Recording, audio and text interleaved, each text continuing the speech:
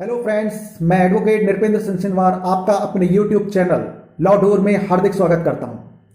Friends, मैं आज आपके लिए एक और महत्वपूर्ण जानकारी लेकर आया हूं। तो आगे बढ़ते हैं।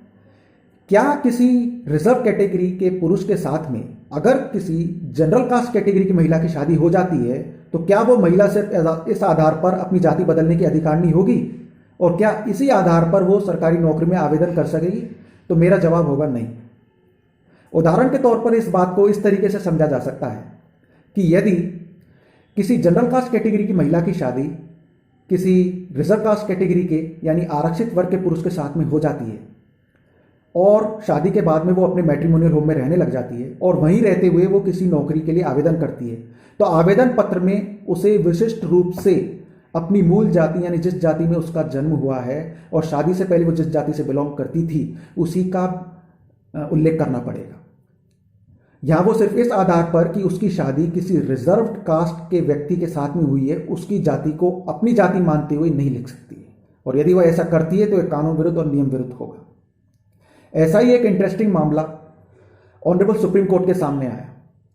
Sunita Singh versus state of Uttar Pradesh and others civil appeal number 487/2018 में ऑनरेबल सुप्रीम कोर्ट ने स्पेसिफिकली यह कहा that caste will be determined by birth and it cannot be changed by virtue of marriage.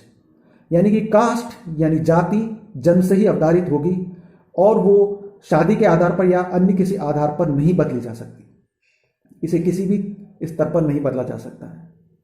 Sunita Singh वाले मैटर में सुनीता सिंह भी जनरल कास्ट कैटेगरी से belong करती थी और उनकी शादी एक रिजर्व कास्ट के व्यक्ति के साथ में हुई जो कि शेड्यूल कास्ट से बिलोंग करते थे।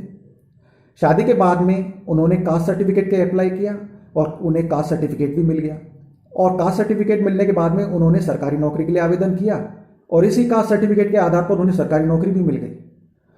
पर नौकरी के दौरान ही उनकी इस संबंध में किसी ने शिकायत कर दी और इस शिकायत के आधार पर उनका कास्ट सर्टिफिकेट भी कैंसिल हुआ और आगे चलकर उनको नौकरी से भी बर्खास्त कर दिया गया। जब धीरे धीरे ये मामला ऑनरेबल सुप्रीम कोर्ट के सामने पहुंचा तो ऑनरेबल सुप्रीम कोर्ट ने सुनीता सिंह की 21 साल की सेवा अवधि को देखते हुए और उनके साफ सर्विस रिकॉर्ड को देखते हुए उनके बर्खास्तगी के आदेश को अनिवार्य सेवानिवृत्ति के आदेश में तब्दील कर दिया।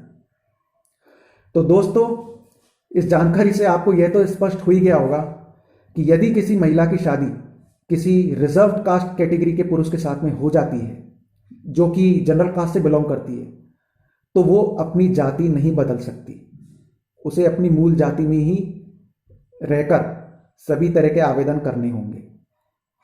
तो दोस्तों, अगर किसी और विषय पर भी किसी और कानूनी विषय पर भी आप जानकारी चाहते हैं तो आप मुझे कमेंट बॉक्स में लिख सकते हैं, और यदि इस जानकारी से संबंधित आपको कोई शंका या समाधान हो तो इसके लिए भी आप मुझे कमेंट बॉक्स में लिख सकते हैं। मैं उसका पूरा समाधान करने का प्रयास करूंगा।